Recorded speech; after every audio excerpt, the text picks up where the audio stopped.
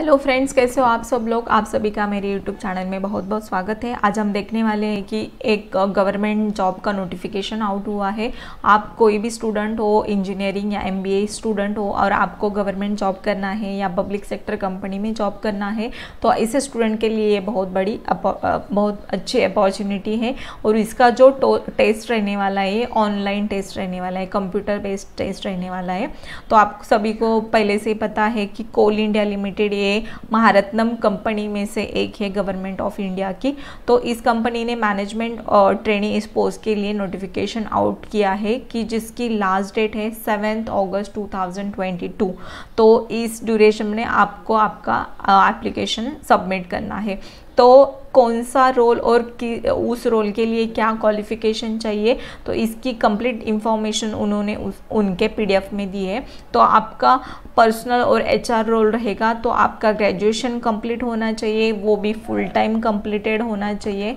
और उसके लिए आपका जो ग्रेजुएशन है वो post graduation in management with specialisation HR, industrial relation, personal management और MBA in social work with specialisation in HR होना चाहिए।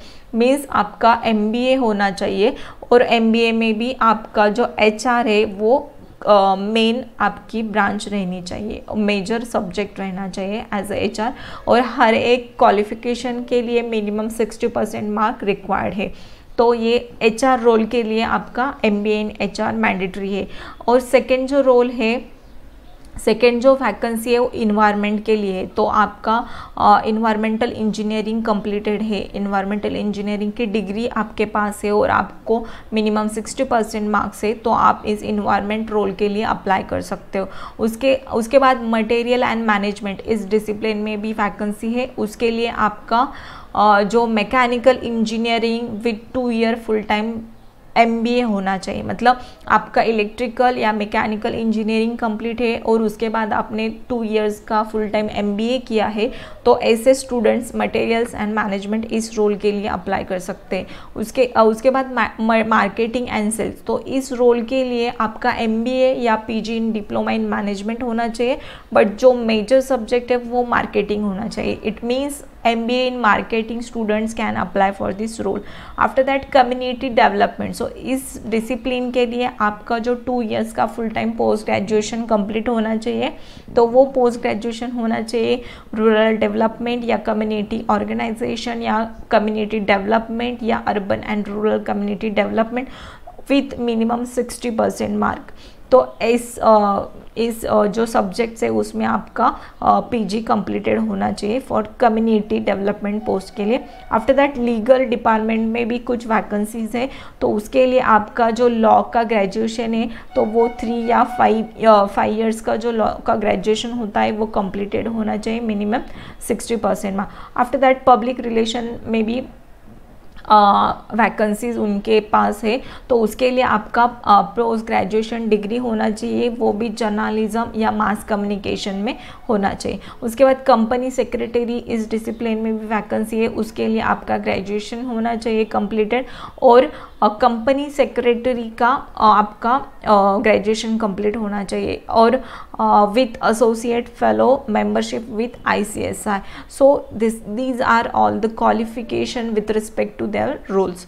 सो इन्होंने कुछ इंपॉर्टेंट नोट्स भी यहाँ पे दिए हैं कि आपका जो ग्रेजुएशन है वो रिकॉग्नाइज यूनिवर्सिटी से ही कंप्लीटेड होना चाहिए, आपका फुल टाइम ही कोर्स होना चाहिए, आपका MBA या PG डिप्लोमा या PG डिग्री होगी तो वो कंप्लीट 2 ईयर का फुल टाइम कोर्स होना चाहिए।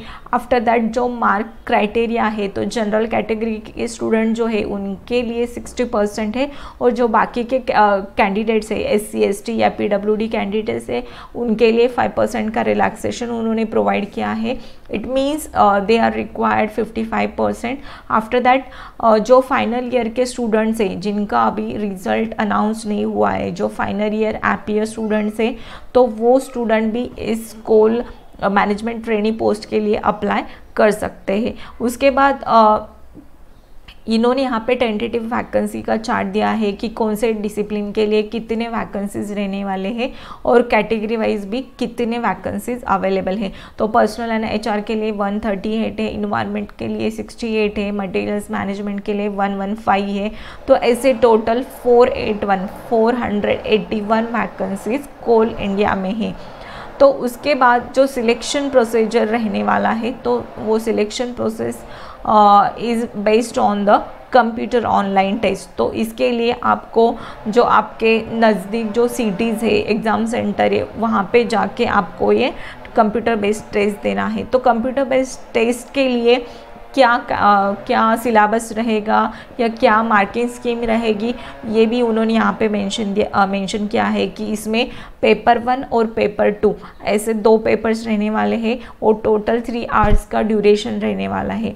तो 2 पेपर के लिए कंटिन्यू आपको 3 आवर्स वहाँ पे टेस्ट देनी है और पेपर 1 के लिए है 100 मार्क्स और पेपर 2 के लिए 100 marks. It means total 200 marks का वो टेस्ट रहने वाला है 3 घंटे के लिए। तो पेपर 1 में कौन से सब्जेक्ट उन्होंने इंक्लूड किए हैं, तो उसमें जनरल नॉलेज रहेगा, जनरल अवेयरनेस रहेगा, रीजनिंग, न्यूमेरिकल एबिलिटी या जनरल इंग्लिश रहेगा। और पेपर 2 में जो प्रोफेशनल नॉलेज है आपके डिसिप्लिन रिलेटेड वो रहने वाले हैं। और ये जो टेस्ट रहेगा वो MCQ बेस्ड रहने वाला है और हर एक जो आपका राइट आंसर है उसके लिए 1 मार्क कैरी होगा और जो रॉन्ग आंसर है उसके लिए कोई भी पेनल्टी नहीं होगी, मतलब निगेटिव मार्किंग इस टेस्ट में नहीं रहने वाला। उसके बाद जो लैंग्वेज रहेगा टेस्ट का, तो वो इंग्लिश या हिंदी लैंग्वेज रहेगा। Other than Hindi and English you can not give that test. अभी क्वालिफिकेशन क्राइटेरिया क्या रहेगा, तो जनरल कैटेगरी के जो स्टूडेंट्स हैं उनको मिनिमम हर एक पेपर में 40 मार्क्स मैंडेटरी है। उसके बाद OBC कैंडिडेट के लिए 35 मार्क्स और SC ST PWD कैंडिडेट के लिए 30 मार्क्स ईच पेपर होना चाहिए। उसके बाद जो एप्लीकेशन फ़ी जो है, जो जनरल कैटेगरी के जो स्टूडेंट्स हैं या OBC या EWS कैटेगरी के जो स्टूडेंट्स हैं उनको एप्लीकेशन फ़ी पे करनी पड़ने वाली है। तो टोटल 1180 रुपीज़ ये एप्लीकेशन फ़ी है और बाकी के जो स्टूडेंट्स हैं उनको कोई किसी भी तरह की एप्लीकेशन फ़ी पे नहीं करनी पड़ेगी। उसके बाद जो इम्पॉर्टेंट क्राइटेरिया रहता है हर एक एग्ज़ाम का, वो रहता है एज लिमिट। तो इसमें कोल इंडिया में जो अपर एज लिमिट है वो 30 इयर्स होना चाहिए एज ऑन 31 मई 2022। आप दूसरे कैटेगरी से हो, OBC कैटेगरी से हो तो आपको 3 इयर्स का एज रिलैक्सेशन मिलेगा, SC ST कैटेगरी को 5 इयर्स का, और बाकी के जो कैंडिडेट्स है उसमें डिसेबल कैंडिडेट रहेंगे या SC ST कैंडिडेट रहेंगे तो उनको 10, 13 एंड 15 इयर्स का एज रिलैक्सेशन रहने वाला है। तो मतलब मिनिमम आपका 30 ईयर कंप्लीटेड, मतलब 30 ईयर तक आप ये एग्ज़ाम दे सकते हैं। उसके बाद कुछ रिलैक्सेशन या रिजर्वेशन है उसकी इंफॉर्मेशन उन्होंने यहाँ पे दी है। और मेन पार्ट है कंपेंसेशन। इट मीन्स आपको कितनी सैलरी मिलने वाली है एज अ मैनेजमेंट ट्रेनी। तो फर्स्ट ऑफ ऑल उनका जो ट्रेनिंग पीरियड रहने वाला है एज अ मैनेजमेंट ट्रेनी, तो ये 1 साल का रहने वाला है ट्रेनिंग पीरियड। तो इस ट्रेनिंग पीरियड में आपको minimum 50,000 per month basic payment मिलने वाला है और after completion of your 1 year you will start your basic payment from the 60,000 to 1,80,000 ये इनिशियल बेसिक पेमेंट है कोल इंडिया का। इट मीन्स आपको 50,000 बेसिक पेमेंट रहेगा तो एटलीस्ट आपको 70,000 to 80,000 सैलरी रहने वाली है ट्रेनिंग पीरियड में। आफ्टर दैट उनका जो एग्रीमेंट बॉन्ड भी है, सर्विस एग्रीमेंट बॉन्ड भी है। आपने Coal India as a management trainee वहाँ पे अप्लाई किया, वहाँ पे आप सिलेक्ट हो गए, वहाँ पे आपने ज्वाइन किया, तो after joining you must follow their agreement bond. It means आपको मिनिमम वहाँ पे 5 इयर्स तक काम करना पड़ेगा। आपको बीच में वो कंपनी छोड़नी है तो आपको 3 लाख प्लस GST इतना अमाउंट वहाँ पे भरना पड़ेगा, उसके बाद ही आप वो कंपनी छोड़ सकते हैं। After that before appointment as a management trainee, that selected candidate will have to go for the medical examination by their company's medical committee. Medical examination भी होने वाला है। उसके बाद अभी इस मैनेजमेंट ट्रेनी पोस्ट के लिए कैसे अप्लाई करना है इसकी भी कंप्लीट इंफॉर्मेशन उन्होंने यहाँ PDF में दी है। तो इसके लिए आपको जो लिंक है वो मैंने ऑलरेडी डिस्क्रिप्शन बॉक्स में दी है, तो उस लिंक पे जाके आपको अपना रजिस्ट्रेशन फॉर्म फिल करना है। तो उसके लिए जो भी डॉक्यूमेंट्स रहने वाले हैं, मतलब उसमें पासपोर्ट साइज आपका फ़ोटोग्राफ रहेगा, उसके बाद सिग्नेचर रहेंगे, उसके बाद जो भी डॉक्यूमेंट्स है उसका कंप्लीट स्पेसिफिकेशन उन्होंने दिया है कि डॉक्यूमेंट्स रहेंगे तो वो PDF फॉर्मेट में ही चाहिए, सिग्नेचर रहेगा तो JPG या JPEG फॉर्मेट में चाहिए। After that passport size photograph should not be older than 3 weeks. So ये सब आपको ध्यान में रखना है जब आप कौन से भी अपलोड कर रहे हो डॉक्यूमेंट, तो ये कंप्लीट इन्फॉर्मेशन आपको ध्यान में रखनी है। तो इस तरीके से आप ये कोल इंडिया का जो मैनेजमेंट ट्रेनी पोस्ट है उसके लिए अप्लाई कर सकते हैं। तो अभी अप्लाई कैसे करना है आपको, तो